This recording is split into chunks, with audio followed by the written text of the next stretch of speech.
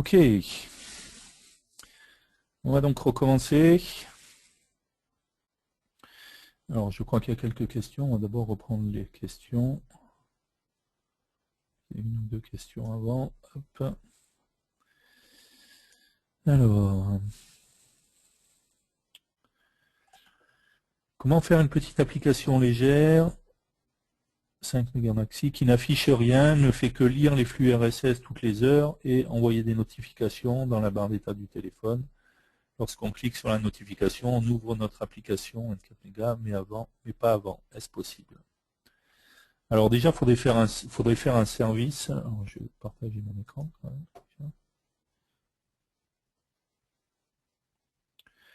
Ok. Donc pour ça, il faudrait faire un service Android, une application service en fait, qui irait checker par exemple les flux RSS et puis après lancerait une autre application. Malheureusement, il n'y a pas de chose, c'est pas implémenté pour l'instant dans la X5. Donc la seule solution pour faire ça, il y a une manière de le faire, mais ça demande à faire un peu de Java en fait. Hop. Pour ça, il y a Brian Long qui avait publié 2 billets là-dessus, sur comment faire les services. Alors c'est faisable en fait, mais il faut faire une partie en Java qu'on va implémenter dans notre application et après faire appel.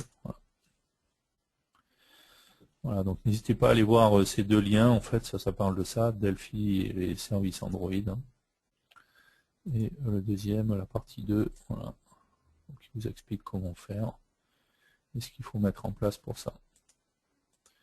Ce serait la seule manière de faire pour le moment.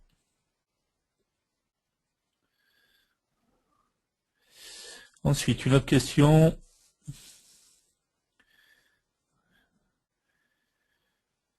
Comment retrouver l'emplacement de l'exécutable sous Android ou iOS? Par exemple, paramstr de 0 ne fonctionne pas. Donc non, le paramstr de 0, c'est vraiment pour Windows seulement. Hein. Ça ne fonctionnera pas en mode mobile. Par contre,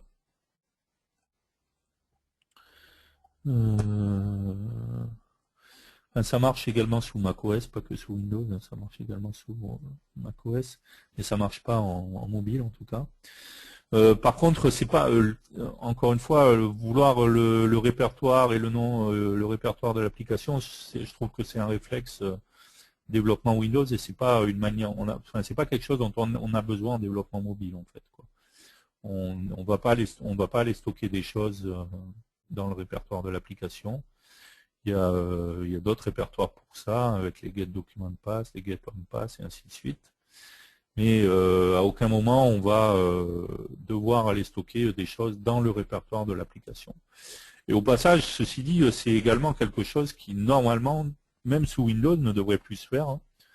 Je rappelle que depuis qu'il y a les nouvelles versions, Windows 7, Windows 8 et ainsi de suite, voilà, c'est terminé le temps où logiquement on stockait des choses, on mettait le fichier ini dans le répertoire de l'appli, voilà. Il y a des répertoires document and settings avec le nom de l'utilisateur, les différents paramètres, ainsi. Voilà.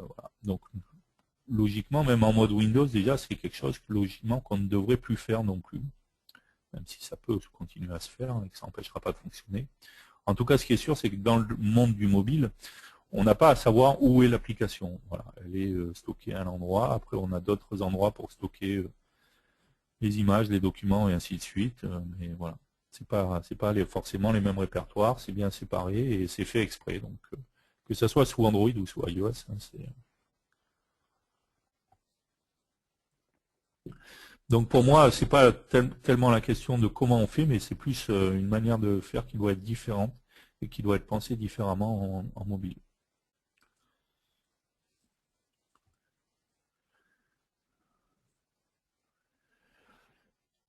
Alors la personne répond, en fait c'est pour créer une méthode d'identification unique multiplateforme, où j'ai besoin de lire la date et l'heure de création du fichier pour me servir de clé d'encodage de ma chaîne d'identification. Ouais, je pense encore une fois qu'il faut essayer de trouver la solution sans prendre ces infos-là, quoi, essayer de trouver une solution. Ou sinon, créer un fichier, vous créez votre propre fichier au moment où vous créez l'application et vous servez des informations de ce fichier-là, mais pas forcément de l'application, en fait. On a vu, excuse-moi Thierry, on a vu dans ce que tu nous as montré justement les semaines passées, les déploiements, les options de déploiement, par exemple pour déployer la base de données la semaine dernière avec SQLite. Rien ne vous empêche de mettre un fichier avec le nom que vous voulez, etc., et de dire justement de spécifier les répertoires qu'avait montré Thierry, les assets, etc. Ce qui fait que lorsque l'application, l'APK va être lancée, ou pareil sous macOS, sous iOS, lorsque vous allez lancer votre application la première fois, vous allez l'installer, il va automatiquement déployer ce fichier-là dans le répertoire qui va bien. Répertoire qui va bien, c'est donc effectivement, comme on l'avait vu, si Thierry vient de leur dire, sur un get home pass, ça va être le répertoire data, si on est sous Android, data, nom de package, slash files. Et en fait, vous allez checker ce fichier-là éventuellement pour la date et l'heure qui vous intéresse. Mais effectivement, l'APK, on ne sait pas où elle est et on n'a pas à le savoir dans le monde Android parce qu'on va appeler un intent. Un intent, c'est pas un service, mais c'est une fonctionnalité. Par exemple, pour lire un fichier, je vais dire, je veux lire. Je vais appeler l'intent play, et vu que c'est une extension de tel type, toutes les applications qui peuvent faire du play vont se lancer, enfin vont être proposées dans une liste, et on va choisir celle qu'on veut, etc. Donc c'est vraiment pas du tout la même philosophie, la même façon de travailler, et on n'a pas effectivement à savoir où est le fichier. Par contre, rien ne vous empêche effectivement de mettre un fichier en plus, de façon à aller le vérifier, ou à créer ce fichier au premier lancement. S'il existe déjà, je l'écris pas, s'il n'existe pas, je l'écris, et éventuellement donc récupérer son heure de stockage, etc. C'est faudrait plutôt comme ça, effectivement. Voilà, Oui, encore une fois, c'est une manière différente de penser, c'est plus ça plutôt que voilà.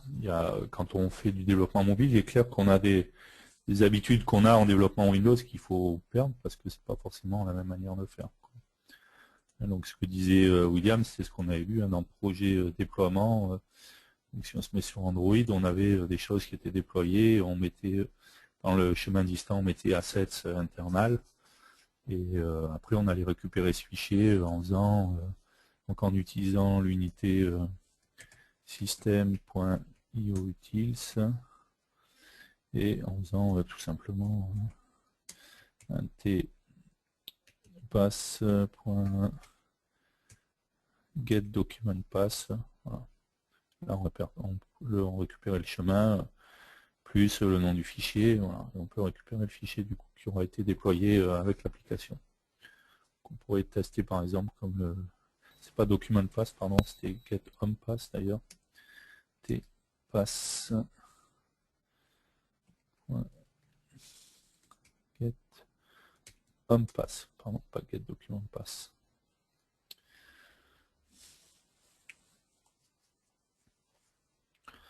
Voilà, donc ce serait plus cette manière de faire en fait qu'on utiliserait.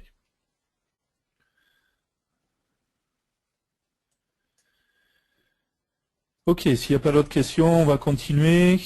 Donc on a vu notre application et là on a vu qu'on pouvait donc changer les différents billets du blog. Hein. On a vu par contre que lorsqu'on faisait lancer l'application,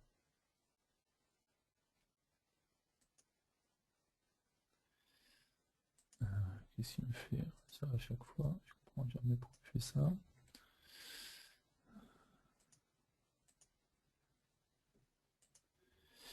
Hop, voilà, c'est là.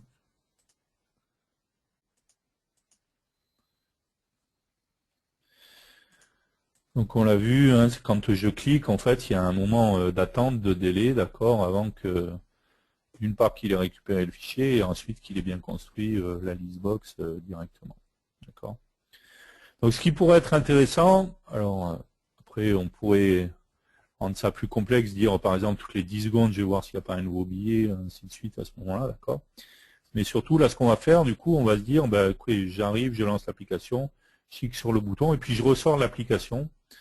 Et quand ça aura terminé, bah, que ça m'envoie une notification, en fait, que je vois dans mon téléphone, parce qu'on parlait du coup de notification là, dans la question juste avant.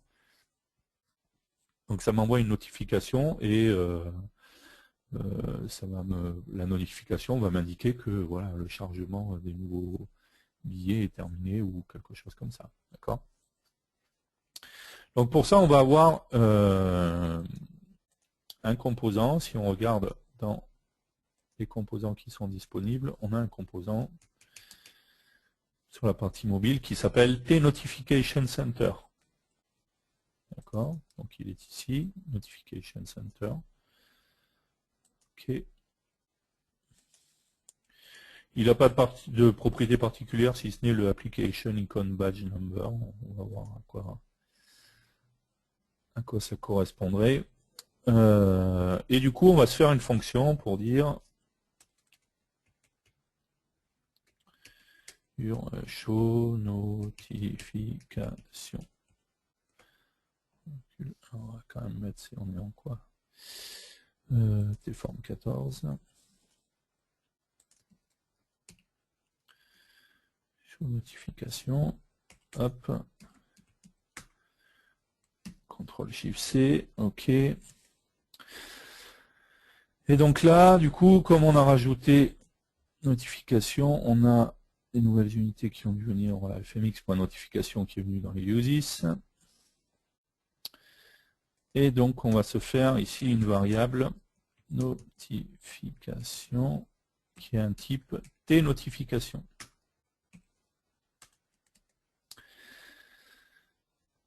Après, ce qu'on va faire, c'est que pour instancier cette notification, on va utiliser justement le composant Notification Center qu'on a posé sur notre fenêtre. Donc, on va dire que notification est égal à Notification Center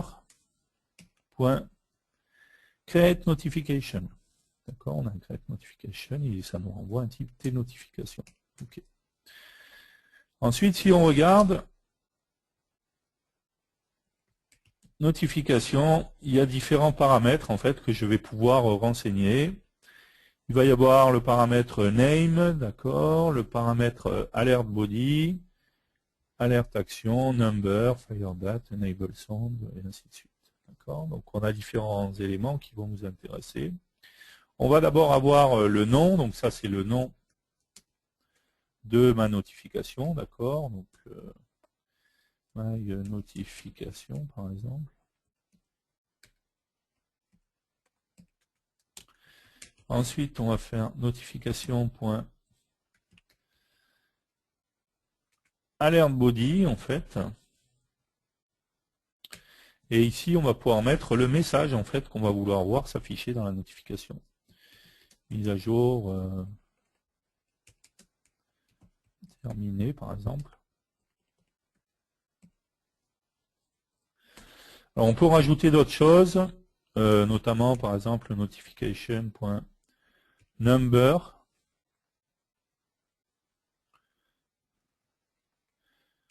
Number, d'accord.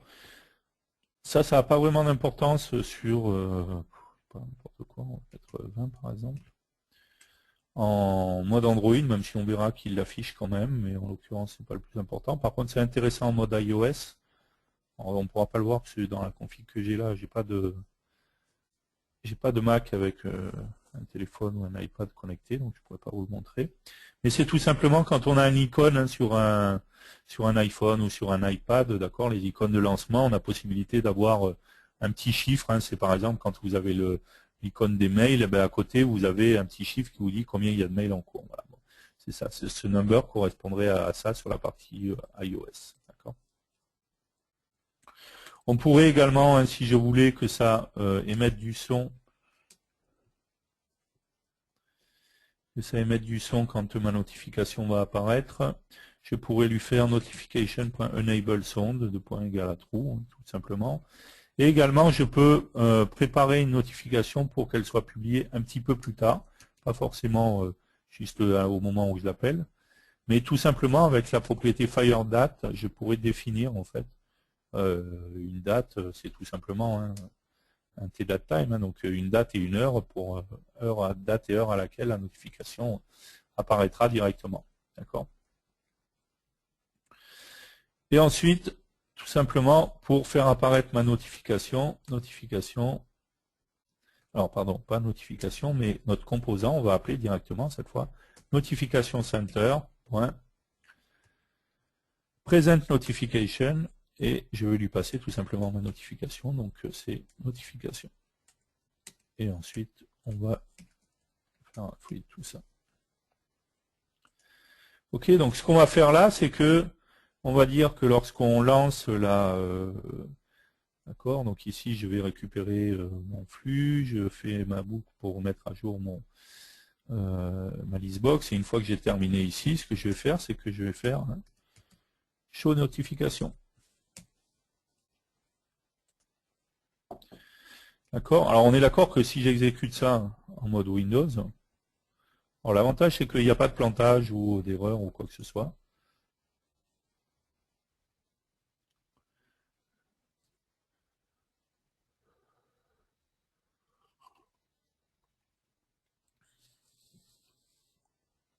Donc on est d'accord que ma liste est apparue, bien entendu, j'ai pas de notification, je suis en mode Windows, d'accord, mais j'ai pas d'erreur non plus qui est apparue. Donc l'avantage c'est que du coup c'est quelque chose sur lequel que je peux laisser dans le code. Je suis pas obligé de faire un ifdef ou if ndef sur Win32 par exemple pour pas que ça apparaisse, ça soit pris en compte dans le mode Windows. En rappelant en plus que le mode Windows qui est là est vraiment là que pour faire des tests, hein, c'est pas quelque chose qui est prévu pour du déploiement.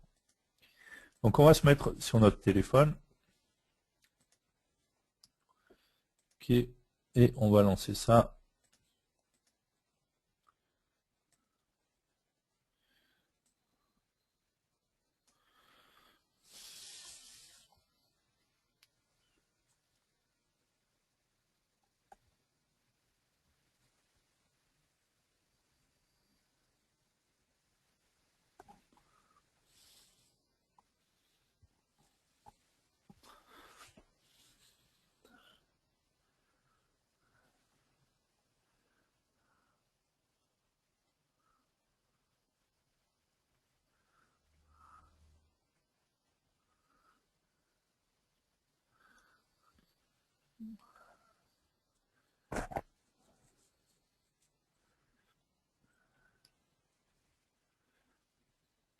Ok.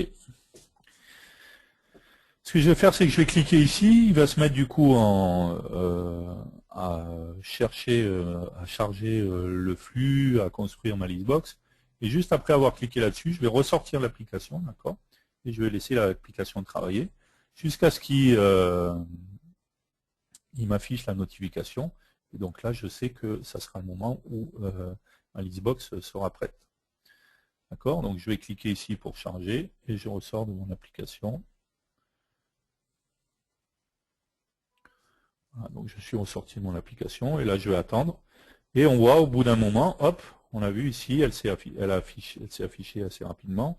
On va la retrouver ici, ainsi je vais voir ici. J'ai bien ici démo 1, mise à jour terminée. D'accord. On retrouve ici le number, hein, vous vous rappelez le number qu'on a mis à 20. Bon, sincèrement, sur Android, ça apparaît juste là, d'accord. On se rappelle que du coup, sur iOS, ça apparaîtra directement au niveau de l'icône. D'accord, donc je vais effacer mes notifications, mais ça veut dire du coup que maintenant, si je retourne dans mon application, ok, dans démo 1 qui est ici, hein, ma liste a bien été chargée. D'accord, donc là on l'a fait que c'est directement après ce qu'on ait cliqué sur le bouton, mais rien n'empêche, par exemple, de dire, quand je lance l'application, toutes les... allez, bah tiens, on pourrait le faire, plutôt que de cliquer sur le bouton, on va faire ça. On va dire combien timer, d'accord. Le timer, on va lui mettre 30 000, donc 30 secondes. Hein. Ok.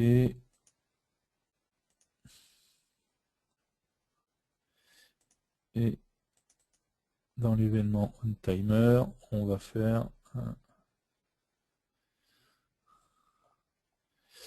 on va changer tout ça, on va extraire tout ça, tiens, on va pas le laisser.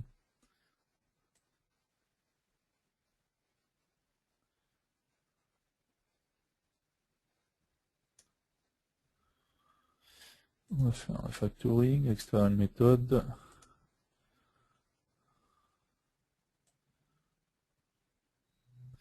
Pourquoi il n'a pas voulu là show RSS feed, voilà. Donc ici j'ai bien la procédure show RSS feed et du coup quand je clique sur mon bouton refresh, ça m'appelle show RSS feed. Je vais enlever ça et je vais mettre ça sur le timer. Ici l'événement de timer, hop, on va appeler le show RSS feed là et sur le clic du bouton, tout ce qu'on va faire c'est timer 1.enable, le point est égal à true. Ok. Donc on pourra avoir un timer par exemple pour dire toutes les 5 minutes, je vais voir, après on pourra complexifier ça par exemple pour dire de ne pas tout recharger ou ce genre de choses. Pardon. Donc de pas de toutes les temps de temps aller voir s'il y a des nouveaux flux par exemple à aller lire. Donc là on va mettre à jour le timer, donc on va le mettre à false par défaut. D'accord, donc là quand je vais cliquer sur le bouton, ça met tout simplement enable le timer. Pour pas qu'il soit relancé tout le temps, on va juste dire ici timer 1.enable égale à false. Ok. Donc on est d'accord hein, que si j'exécute ça en mode Windows, je clique sur le bouton, là il lance le timer bah, il va attendre 30 secondes, d'accord, avant d'aller finalement charger mon flux RSS. Donc on va lui laisser un petit peu de temps.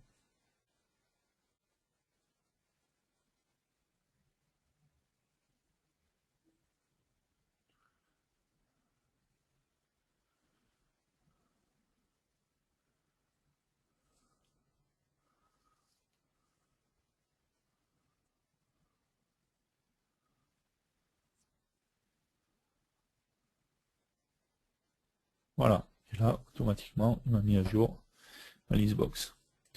Donc ce qui nous permettrait du coup sur notre version mobile,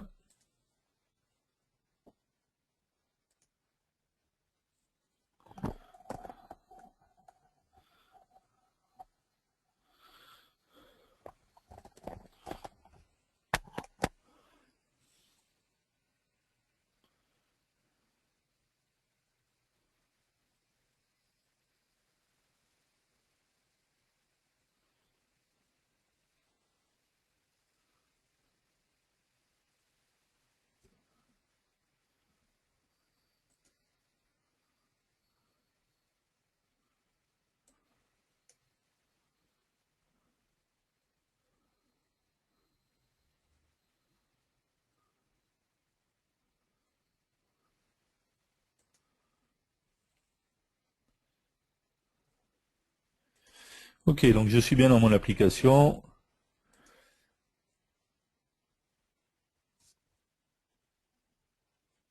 Je clique ici, ok, je ressors de mon application. Hein.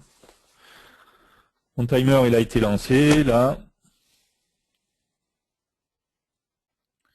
Au bout des 30 secondes, il va aller chercher mon flux, télécharger ma listbox et on verra la notification qui va apparaître en haut directement.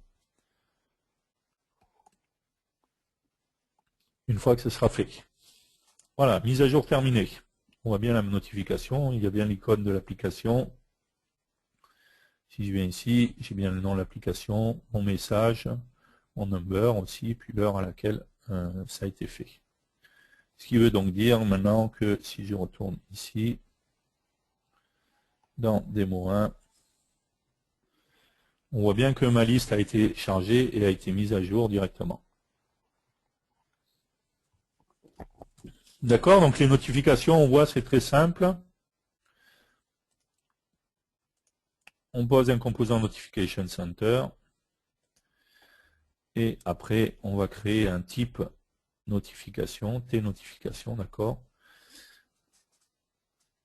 dans lequel on va renseigner l'information du nom, de l'alerte, du numéro si on en a besoin. Et en partant du composant, en faisant un présent de notification, je vais afficher tout simplement cette notification. On est d'accord, encore une fois, que la notification, c'est exclusivement en mode mobile. Hein. On l'a vu, quand on exécute sous Windows, il ne se passe rien, il n'y a rien qui s'affiche. Hein. Ce n'est pas quelque chose de prévu pour fonctionner sous Windows. Ça ne plante pas, ça ne met pas d'erreur, mais il n'y a rien qui s'affiche. Par contre, sur Windows, c'est fait exclusivement pour le mobile. Hein. C'est seulement pour les tablettes, téléphones et ainsi de suite. Et ça fonctionne bien entendu sur Android et sur iOS. Ok, maintenant c'est bien beau, on a notre application qui est là.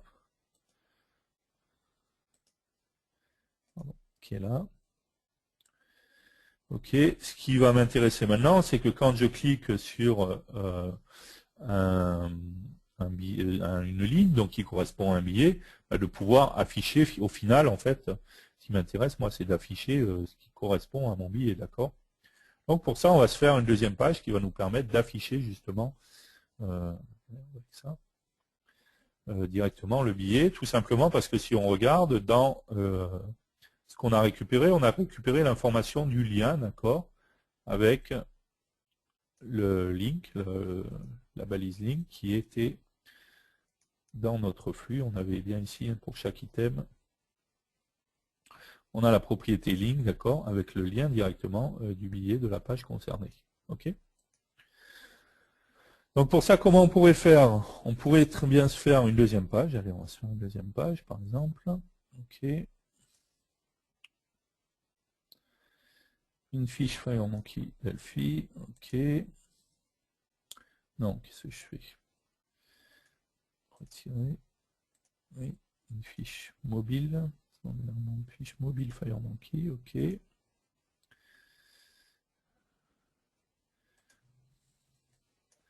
Qu'on va appeler FRM RSS. Ok. Ça, la forme ici, on va l'appeler FRM main.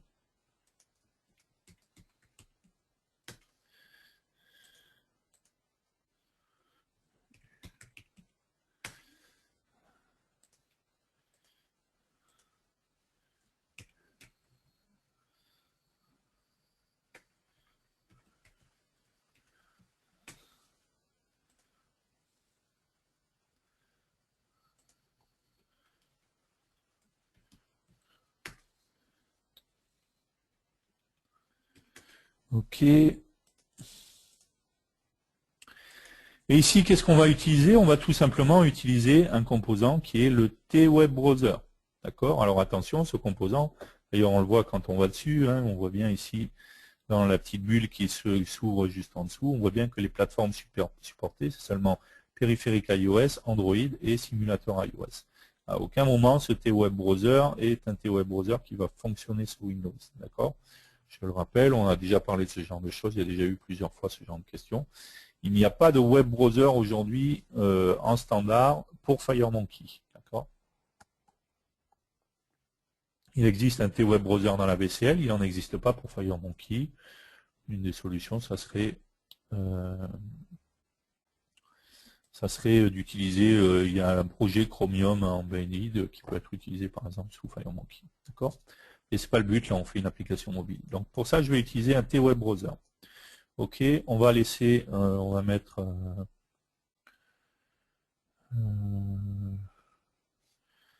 alors, qu'est-ce qu'on a eu là?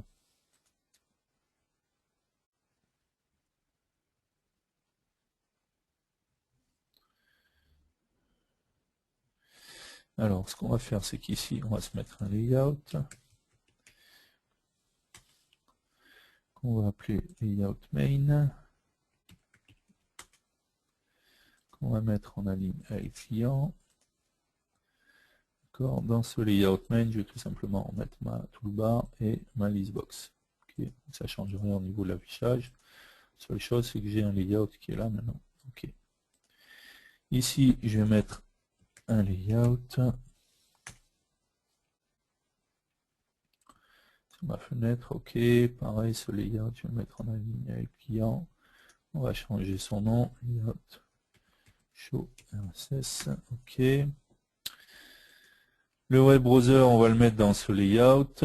On va mettre également une toolbar. Pas dans le web browser, dans le layout. OK. Et le web browser, on va le mettre en aligne avec client. OK. Ici, on va se mettre un bouton button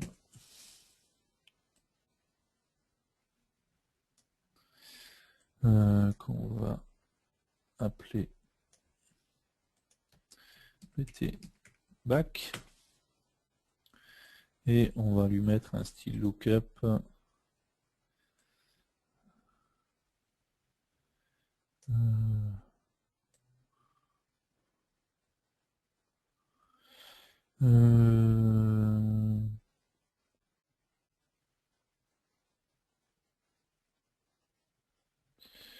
allez, celui-là, hop là.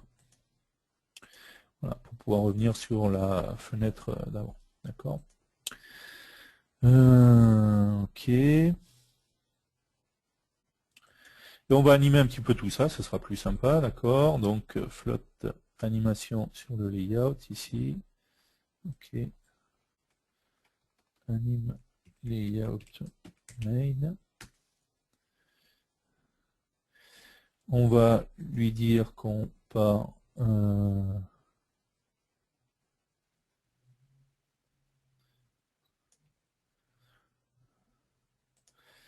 et un main, donc on va mettre une durée 0,5. On va lui dire qu'on va animer le position.x. On va partir de 0, on va aller à moins 384. On est d'accord que là on va laisser la valeur en dur, puisque mon téléphone c'est le même, donc le design est le même. Mais pour faire quelque chose de bien, il faudrait qu'à l'exécution, je mette ça à jour avec le client width. On a déjà fait ce genre de choses, on ne va pas répéter 150 fois. OK. Et je vais mettre ce même flotte animation ici sur mon layout show RSS. Bon, je vais l'appeler layout show.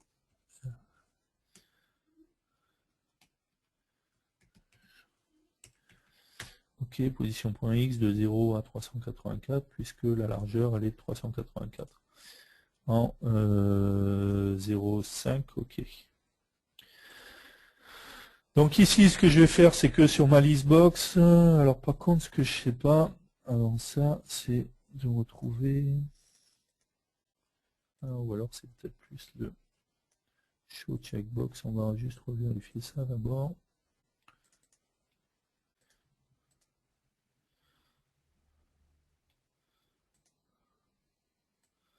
Oui, en plus, on a le délai de 30 secondes, juste pour avoir dans la liste, on va voir la petite flèche sur la droite pour... parce que là, on a juste le titre et le détail en dessous.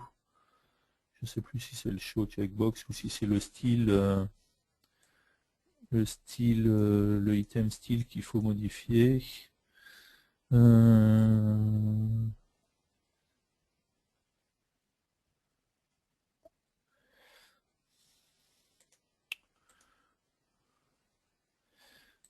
Non, show checkbox, c'est juste les cases à cocher qui sont là, donc c'est pas ça.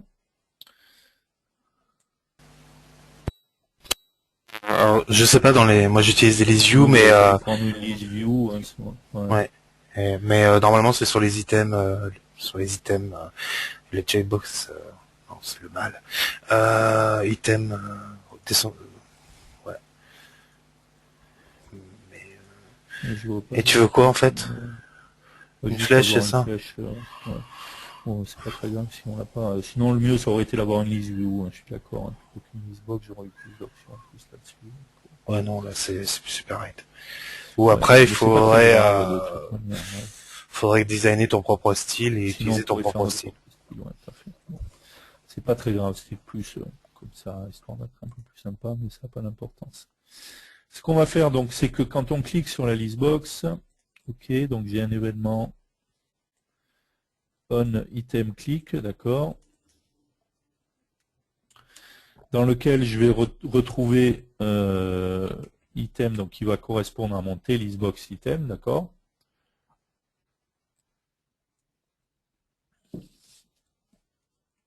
Donc là, ce que je pourrais faire, c'est faire float anim layout.start.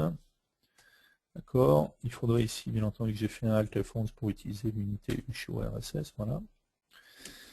Ensuite, frm show RSS. Layout show RSS. Position x égale 384. D'ailleurs, là, je me suis trompé en fait là-dedans. C'est que celle-là, par contre, ça va être de 384 à 0. Et c'est celle qui est ici qui va aller de 0 à moins 384.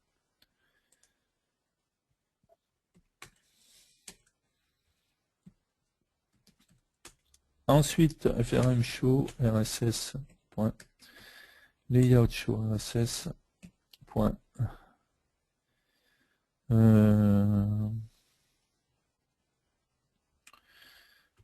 parent, tout simplement, est égal à self, égal à ma fenêtre. D'accord. Donc là, on pourrait lancer le float animation layout main.start et le frm show rss.float animation layout show rss.start également. Ok. Alors, si on fait juste ça, déjà, qu'est-ce qu'il me fait là?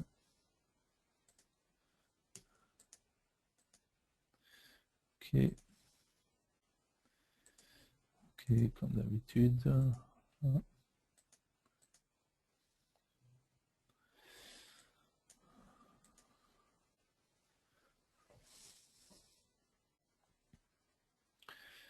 On a le délai du coup du timer, il faudrait que j'enlève en fait ou je le baisse.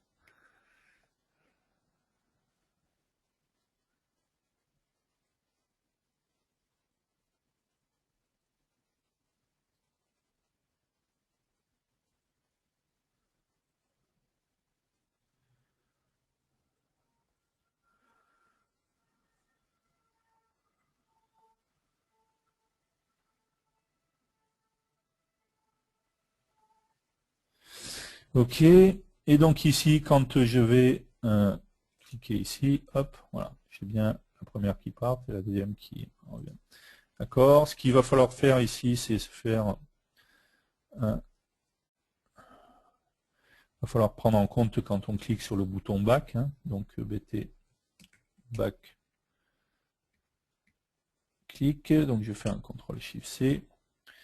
Et ici, ce que je vais faire, c'est que je vais faire tout simplement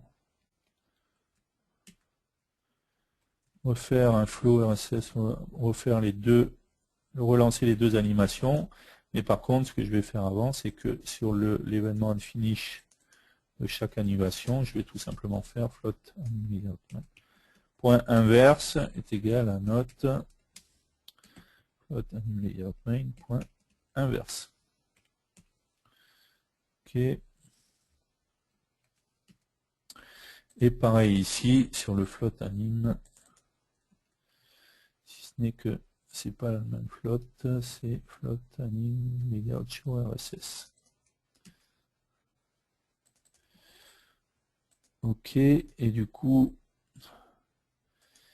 sur ici, quand je vais cliquer, je vais dire que frm show rss.bt back.on click est égal à tout simplement bt backclick. Ok. On va changer le délai du timer ici. 1000, ça fera une seconde, c'est très bien.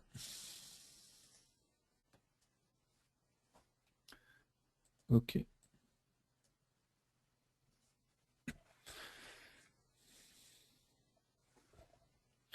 Ok, ici j'ai bien ma liste. On est d'accord.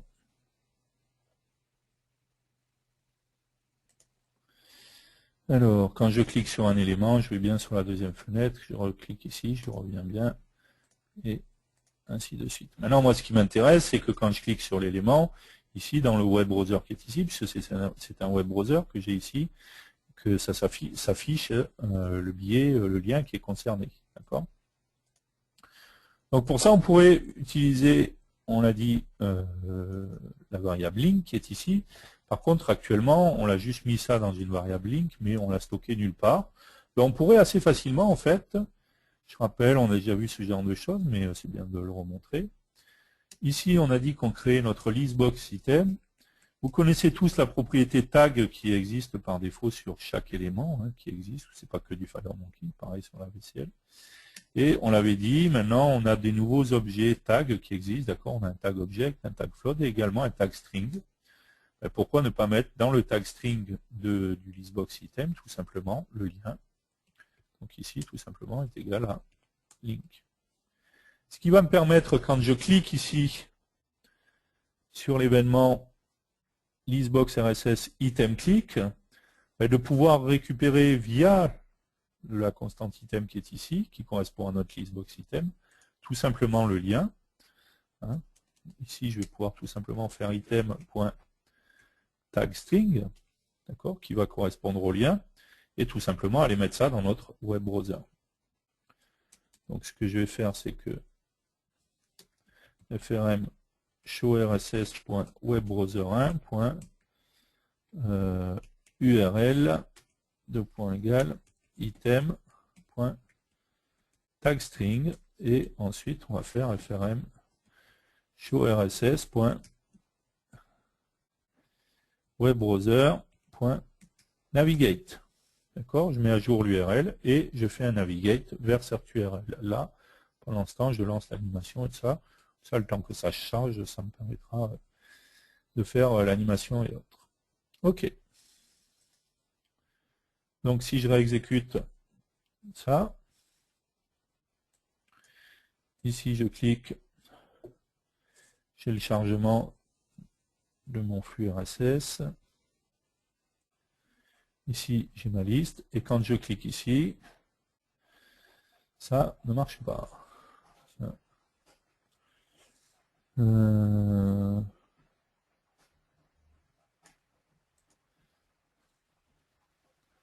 Moi, j'utilise Navigate. Ouais, c'est ce que j'ai fait là. Ouais, mais je le passe en paramètre. J'utilise pas l'URL. Je sais pas si ça change quelque chose, mais j'ai jamais fait avec URL et .navigate en fait. C'est tout. Logiquement non, mais bon, on peut faire comme ça aussi. Pour moi, ça aurait pas dû changer grand chose, mais bon, bref. Et tu l'as renseigné, ouais, j'ai pas fait attention. Ouais, je l'ai fait là. Listboxitem.tagString est égal à link, et link, on l'avait bien récupéré ici. Et c'était bien en minuscule, link. Ouais, ce que j'étais en train de vérifier justement. Ouais, link en minuscule. Ouais, ok. Alors on va voir, peut-être que c'est le fait de s'aligner séparément, on va retester. Hop. Et t'as testé sur le téléphone, bien sûr. Exact. Merci. Voilà. C'est bon, trouvé. Je l'ai dit en plus, j'ai dit, alors je rappelle, ça marche pas en mode Windows, donc le web browser ne marche pas en mode Windows, donc forcément, il ne faut pas le tester en mode Windows. On est d'accord. Donc on va retester ça sur le téléphone, bien sûr. Bonne remarque. En plus, je le dis, puis je fais le contraire, ça qui est bien.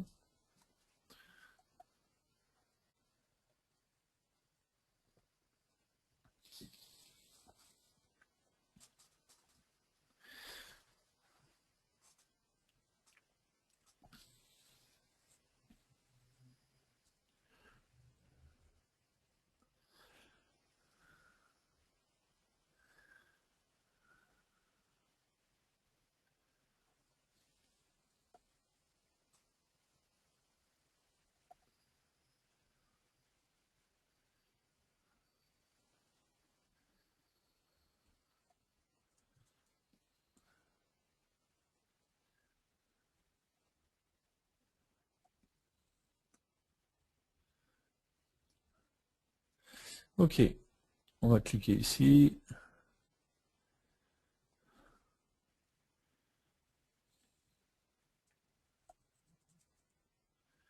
On voit au passage la notification qui s'est affichée. Voilà. Si je clique ici, j'ai toujours rien. Bon.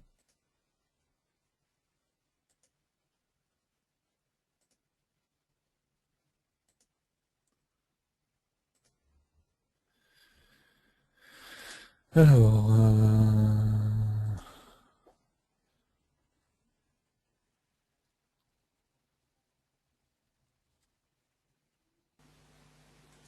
Tu peux éventuellement faire un show message de l'URL, histoire d'être ouais, sûr ce que que l'URL est j'allais bonne, dire, parce ouais. que... Ou mettre un point d'arrêt, hein, tout bêtement. Mettre un point d'arrêt aussi. Ici, Mm. un clic.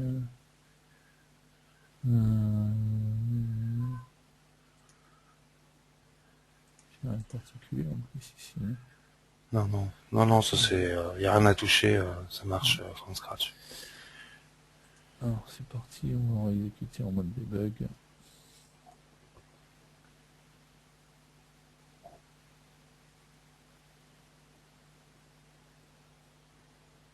Non, sur Windows, le web browser ne fonctionne pas. Pour répondre à une question qui vient de tomber.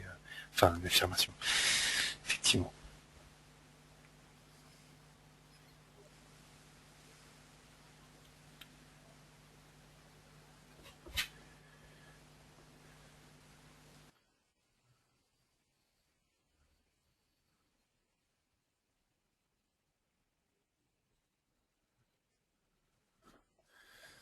Alors, si je vous montre pas ça, vous n'allez pas voir.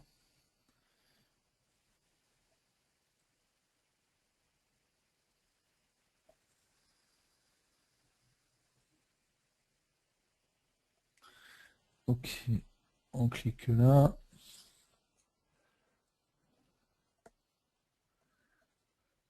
Voilà.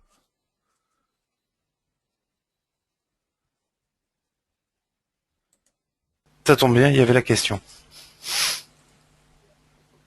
Justement. Ouais, Normalement, c'est une notification, une permission qui te permet de faire ça. T'as juste la permission internet. Normalement, elle y est par défaut, donc ça me choque que tu l'aies Ouais, ce pas. que j'allais dire, il me semblait pourtant qu'elles y étaient par défaut, on va en vérifier.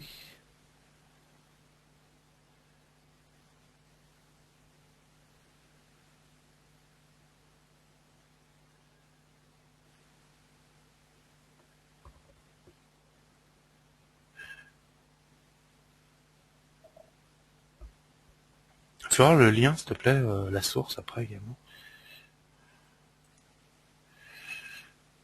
Ouais, non, c'est bon ça.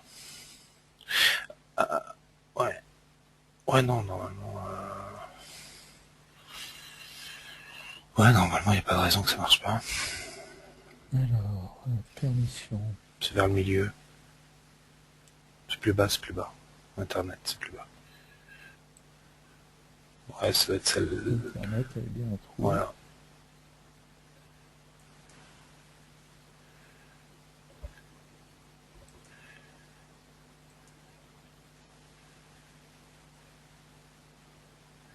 C'est bizarre, c'est que j'ai mis le point d'arrêt là, donc normalement, on va mettre un show message.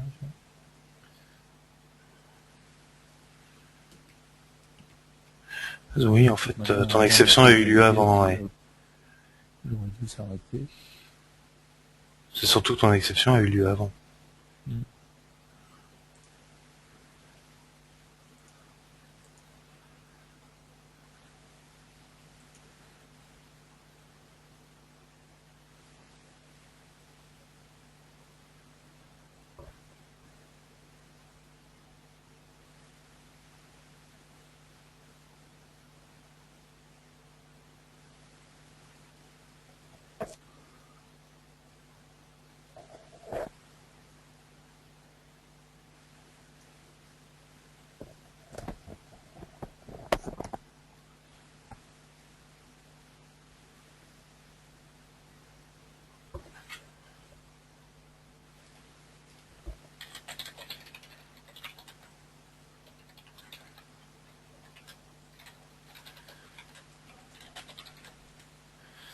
Ok, c'est parti.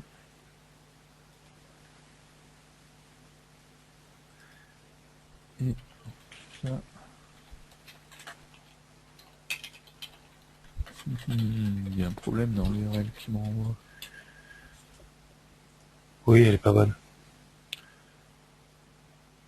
C'est .php / c'est pas normal. L'URL est pas bonne, c'est bien ça. Celle en dessous est bonne, c'est comments. Ah non, enfin, comments pourra te permettre d'y aller. C'est en fait, il y a un problème avec le flux.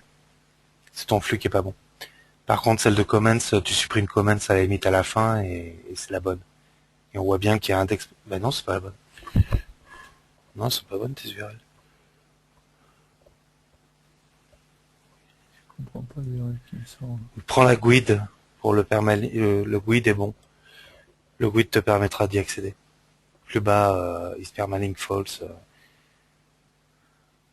Regarde la GUID. Pas d'où il me sort ça en fait. C'est ton hébergeur. Je pense. Attends, je vais vérifier sur le mien, mais... Mais le 230, là, le slash 230, ça sans doute. 230, t'es où? Le slash 28, slash 230, là. Ah. Ah ouais. Ah ouais. Mais l'URL, elle marche dans un navigateur? Je suis pas convaincu non plus. Si? Celle-là, là? Ouais. Enfin, en tout cas, moi, j'ai pas pris ce format-là sur WordPress, mais... Oui, elle marche. Ah là. si, d'accord. Ils ont pris un format bizarre, Ouais. ok. Non, mais je comprends pas le slash 230, en fait. Ça que je comprends pas. Ça sort d'où, quoi.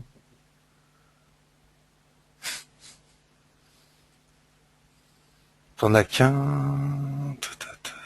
Et là, tu fais CTRL F 230? Ouais.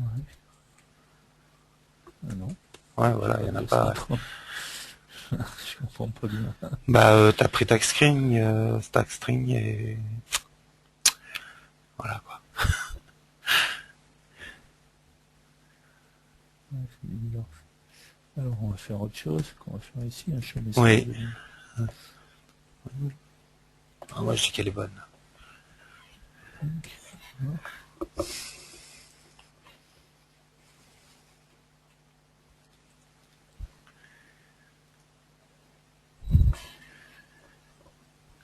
Bizarre, tout ça.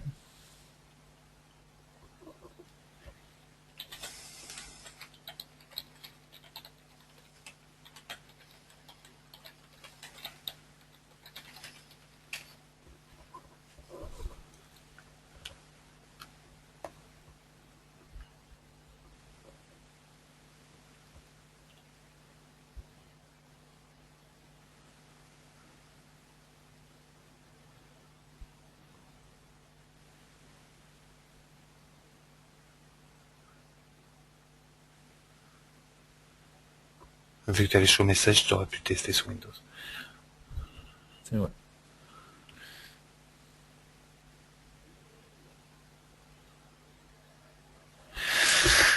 Ouais, elle est bonne. Bah oui. Ta string, c'est une mauvaise idée. Non, mais la deuxième, regarde. Quoi? Elle est bizarre, la deuxième. Oui, ta string est une mauvaise idée. Ouais, mais il mais y en a une tu qui est boucles... pas correcte. Ouais, mais ça, c'est Ah non, chaque c'est ta liste qui est... Ouais, parce que là, je suis sur Ah, chaque c'est ta item. liste qui est verrouillée. T'es en train de boucler. Je comprends pas le deuxième lien, en fait. Alors.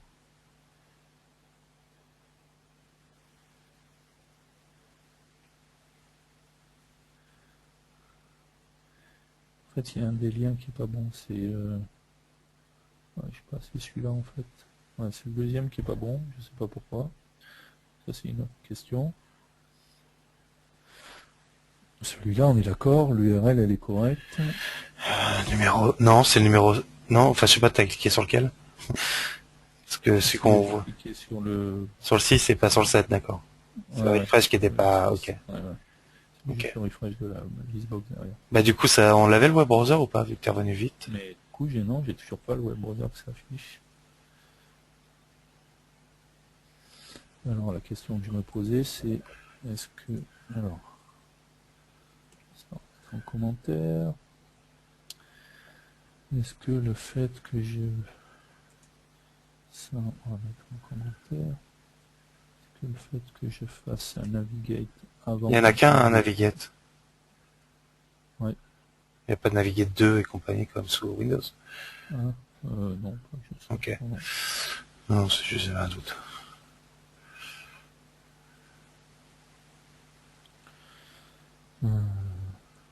Est-ce que j'ai fait que je fasse un navigate avant que Alors je qu'elle est commence? affichée, ouais. Ouais, je sais pas. Je vois pas pourquoi, mais bon, on sait jamais. Tu es toujours pas affiché, t'as pas lancé l'animation. Ouais, alors on va faire ça.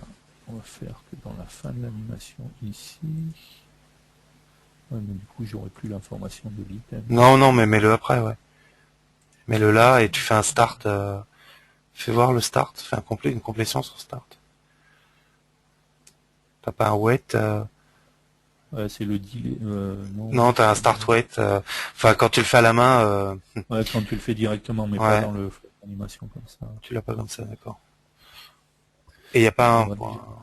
on va déjà Ouais, tester non. ça. Voir ce que ça donne. Par contre, je comprends toujours pas pourquoi le deuxième lien il est pas bon. Donc ça serait le deuxième item, celui-là. Donc ah bah si, c'est lui qui est pas bon en fait. Bah, donc il y avait bien 230 dans la page en fait. Il y a bien le 130, je sais pas pourquoi il ne l'a pas trouvé tout à l'heure. Et il est bon. Il est bon.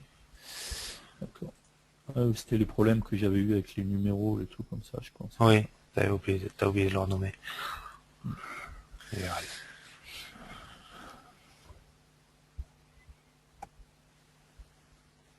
En fait, c'est quand tu sauvegardes ta page, si tu lui as pas encore donné de titre, il prend un ID à la place. Faut penser à mettre le titre en premier avant de sauvegarder. Ça n'a rien à voir. Hop.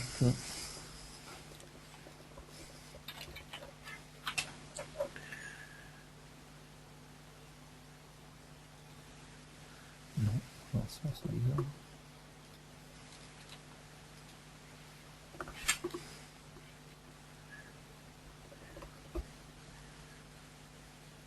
Alors faisons un autre test. Je prends ça. Du coup on a mis que le 230 sur marché, de toute manière on va prendre le deuxième. C'est pareil. Il est en bas de la page, je le vois. Si on fait ça, hop, hop.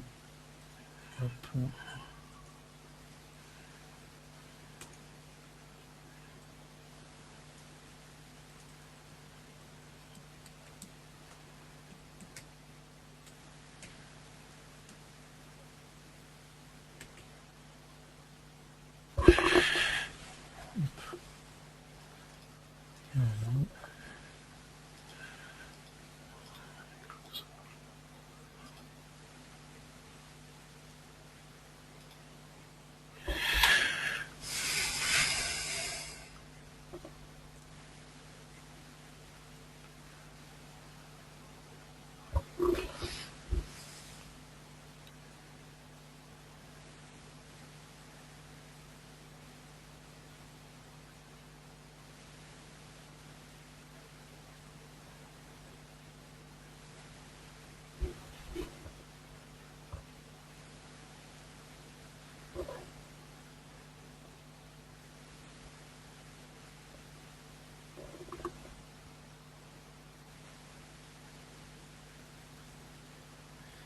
Ok.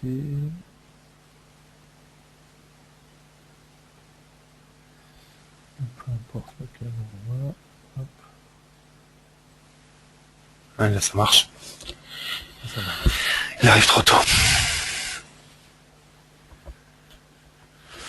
Enfin c'est bizarre. Du coup si je fais ça. Oula. Essaye de déplace ton bouton sur ouais sur lecteur flux RSS ou sur mets un événement sur lecteur flux RSS le label genre sur le label lui-même. Mais déjà là j'ai même plus ma listbox pour mon web browser en fait. Eh mais il y a un problème là, tu vois bien. Ouais, En ouais, je fait vois là, bien. ouais, t'es revenu sur la page d'avant. Ouais, mais le web browser lui il est resté. Ouais, ouais, ouais.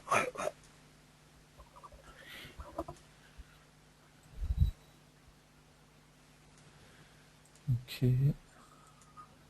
Bon, on va regarder les questions, on va faire une petite pause, et on va revenir là-dessus après. Alors, qu'est-ce qu'on a comme question?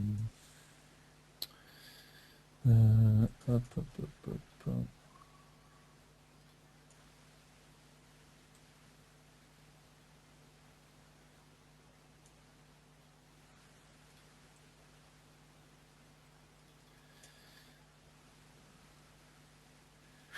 Sous Windows, la T-Notification fait Donc, quoi? sous Windows, le T-Notification fait quoi? Je ne vois rien sur l'écran. Donc, il marche pas, hein, tout simplement. Le T-Notification, comme je l'ai dit tout à l'heure, est dédié au monde mobile, hein, donc iOS ou Android, mais en aucun cas pour Windows. Donc, il ne fait pas planter l'appli Windows, mais en l'occurrence, il ne fait rien. Comment faites-vous pour fermer l'appli? Donc, on avait déjà vu ça dans des épisodes précédents. Il y avait un lien ici, justement. En fait, il y a deux solutions, soit on utilise la main activity, soit on utilise la shared activity, Ouais, classiquement. activity.finish ou Avec main à chaque fois le activity. uses qui va bien, Ouais, qui sont pas les mêmes en fonction des deux, mais les deux fonctionnent.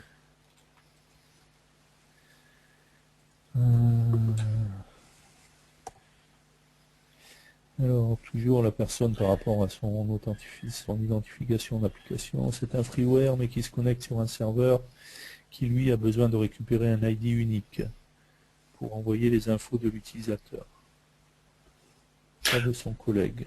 Windows, iPhone, Android. Sur mon téléphone, j'ai une erreur ED comme close brasserie. Ah non, pardon, c'est une autre question. Non, c'est une autre. ID unique. Bah, si c'est un ID unique lié au périphérique, ça peut être l'occasion d'utiliser le billet blog qu'on a vu du blog de William ce matin. Voilà, c'est la question, c'était ça, c'était est-ce qu'il est lié à l'utilisateur ou au périphérique. Après, c'est pas la même. Enfin, vous ferez pas la même chose. Si c'est un utilisateur, personnellement, vu que de toute façon il y a des informations côté serveur, moi je ferai un login tout simplement, un mot de passe, utilisateur mot de passe, de façon à ce que vous lui renvoyez une clé et qu'il puisse la conserver côté client. Si c'est par rapport au périphérique, et après il y a plein de façons de faire, justement. Comme effectivement, comme j'ai publié, etc. Sur mon téléphone, j'ai une erreur ED comme close gracefully. Apparemment, elle ne se connecte pas. Comment éviter le plantage pour ça? Donc, je sais pas, j'ai eu Je ça pense un que petit c'est endroit. effectivement lié au fait que ton browser est masqué. Je pense que Ouais. c'est lié à ça, qu'il n'a pas le focus, enfin pas une sorte de focus, mais de canvas qui est visible ou un truc comme ça. Enfin, là c'est bas niveau, je sais pas exactement, mais je verrais bien ça de ce côté-là. Ça.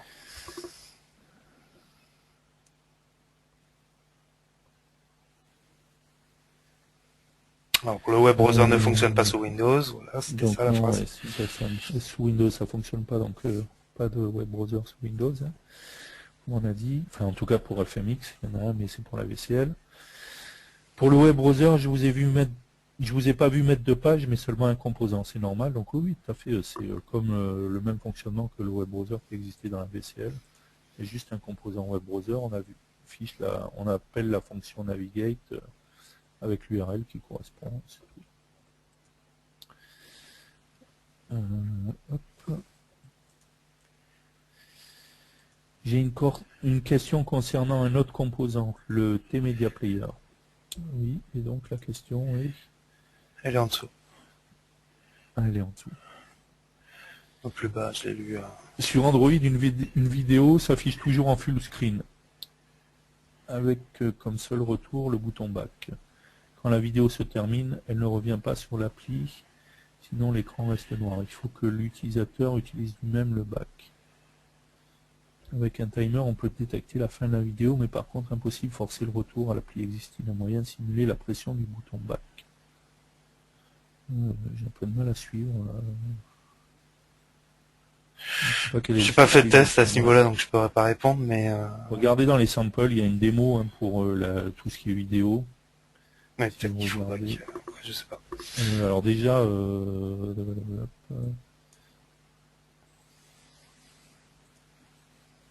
Mais c'est pas forcément en full screen, t'avais fait des tests toi Thierry là-dessus. alors ce qui est sûr, c'est que une vidéo, on peut pas la mettre sur un composant où on va la faire tourner et tout ça. Si justement ça prend, ça s'affiche dans un seul truc et puis c'est tout terminé. C'est pas forcément en full screen par contre, il me semble pas que ça affiche en full. Mais pas dans Media Player HD, mobile, musique, c'est pas là. snippet. Vidéo playback. Voilà. Donc là, il y a un test directement. Regardez cette démo. J'avoue que je sais plus ce qu'elle fait directement.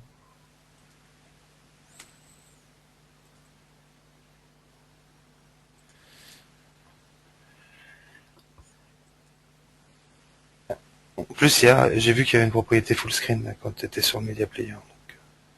Donc. Non, quand tu étais quelque Non, part. c'est fine name. Non, mais il y avait full screen sur quelque chose. C'est sur l'appli. Quand t'as chargé, j'ai vu full screen. Là, qui était. Ouais, donc ça doit être sur la forme. La forme est pas forcément full screen. Ouais, c'est full screen. D'accord. Ok. J'ai même pas fait attention à ça. Mais oui, c'est ça Ah en oui, fait. du Ça coup, il n'y a prend pas de pas un composant alors. composant particulier, donc ça prendra tout quoi. D'accord. Par contre, je sais pas pour le truc de la fin ou de à voir. Ouais.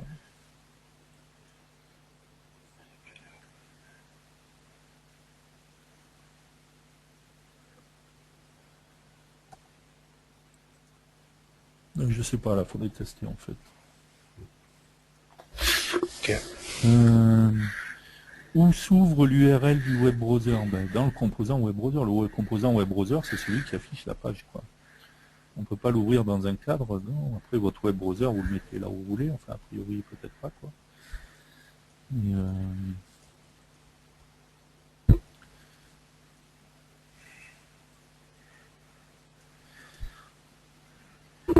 Le web browser est un composant visuel. Hein. c'est un composant visuel. Après, Voilà. c'est le C'est pas un code nom qui affiche visuel la page. dans lequel on Voilà. spécifierait un canvas ou quoi que ce soit. On le voit bien ici. Hein. Hop, dans la deuxième fenêtre. Voilà, mon composant web browser, il est là. C'est le composant qui affiche la page, quoi. Exactement. Qui devrait, en tout cas, pour l'instant, ça marche pas. Mais bon, on va voir ça.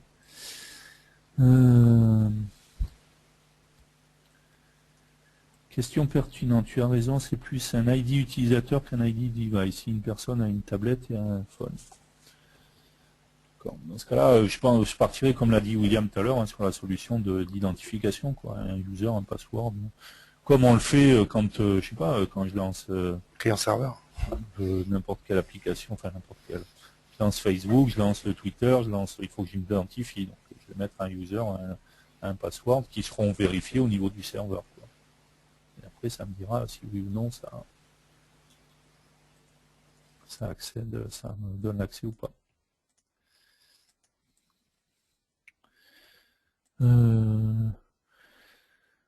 On peut quitter l'appli et revenir dessus. Dans quel sens Si ta on appuie question? sur le bouton d'accueil, il continue à créer. Pas besoin de redémarrer l'appli. Non, non, l'appli, on peut revenir dessus. Ce qu'on a fait tout à l'heure avec les notifications, on sortait de l'application, et bien la notification, et on revenait sur l'application. Le EID Con Close Gracefully arrive lorsque je récupère la liste du flux RSS, pas pour afficher le détail. D'accord. Mais après, la liste s'affiche quand même, malgré l'erreur dans le X5. Je ne sais pas ce que c'est cette erreur EID Close Gracefully. Donc je sais pas, il faudrait qu'on cherche, j'ai pas regardé si on pouvait T'as faire fait des quoi? trucs. T'as mis un ID HTTP, t'as fait un get? Ouais, enfin moi j'ai pas, c'est ce que la personne dit, elle a cette erreur-là, Mais à je sais ce pas, on l'a moment-là, aperçu mais... une fois chez toi, c'est pour ça que je me pose la question. Ouais, mais moi je l'ai pas eu à ce moment-là, quoi, je l'ai pas eu au moment de... Oui, Copie conforme du code. De ton code.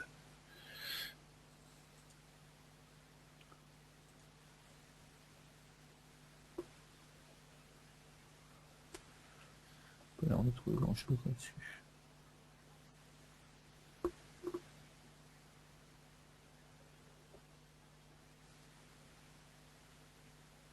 Bon, je sais pas.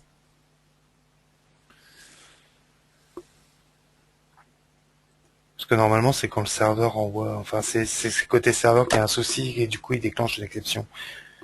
Donc au pire, pour le masquer, il faut faire juste un try except autour de votre get sur les DD HTTP, ça se fait facilement avec une exception de ce type-là justement. Mais, euh, mais normalement, c'est que le serveur a fait un truc qui, parce que j'avais lu ça à une époque, j'avais déjà rencontré ça.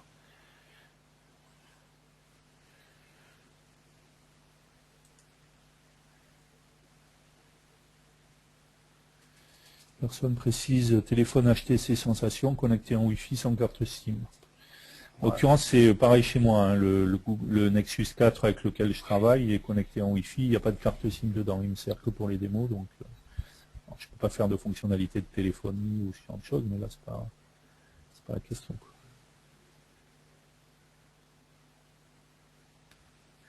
Et l'autre question, en appuyant sur le bouton d'accueil, on arrive sur l'écran d'accueil. Si on regarde les applis qui tournent, la nôtre est dans la liste. En gros, ma question, c'est on revient bien là où on s'est arrêté. Pas besoin de relancer. Oui, bien sûr. C'est ce qu'on a fait tout à l'heure. On l'a fait plusieurs fois, ça. On peut le refaire. Après, vous pouvez avoir un comportement qui diffère en fonction du téléphone. Mm. Dans le sens où si vous n'avez pas assez de mémoire, si votre application n'est pas au premier point, elle peut très bien être garbagée, donc fermée automatiquement par le système d'exploitation. Mais si vous avez assez de mémoire, il n'y a pas de raison qu'elle se ferme.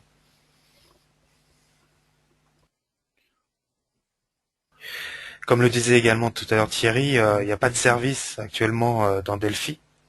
Donc, comme on n'a pas de service, les notifications qu'on voit là, si l'application n'était pas en train de tourner, on n'aurait tout simplement pas de notification. D'accord. Donc, elle est bien en train de tourner derrière, il n'y a pas de souci.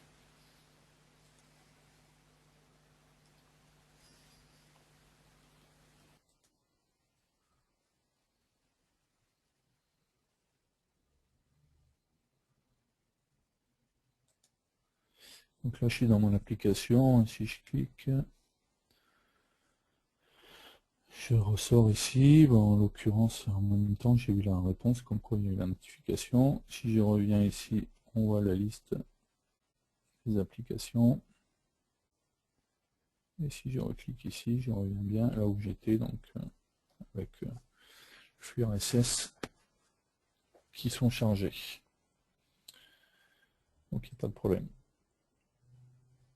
Effectivement, il y a un autre participant qui vient de préciser avec un lien qui permet effectivement de voir que c'est normal en fait. Donc, L'exception close gracefully est totalement normale, ça signifie que le serveur a fermé la connexion. D'accord, ok. Bon.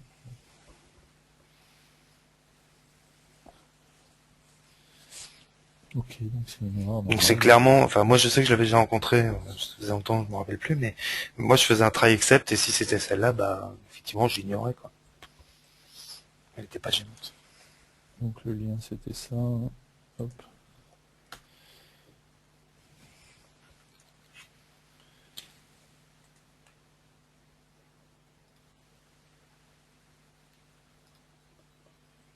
Voilà, c'est cette réponse-là. Ok, la connexion a Oui, été très bien. fermée, votre indécemment. Ok.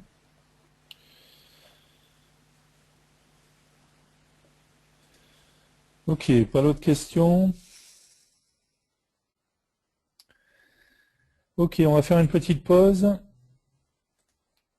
Du coup, on va jeter un œil au web browser pour l'instant. Et on se retrouve dans quelques minutes pour continuer.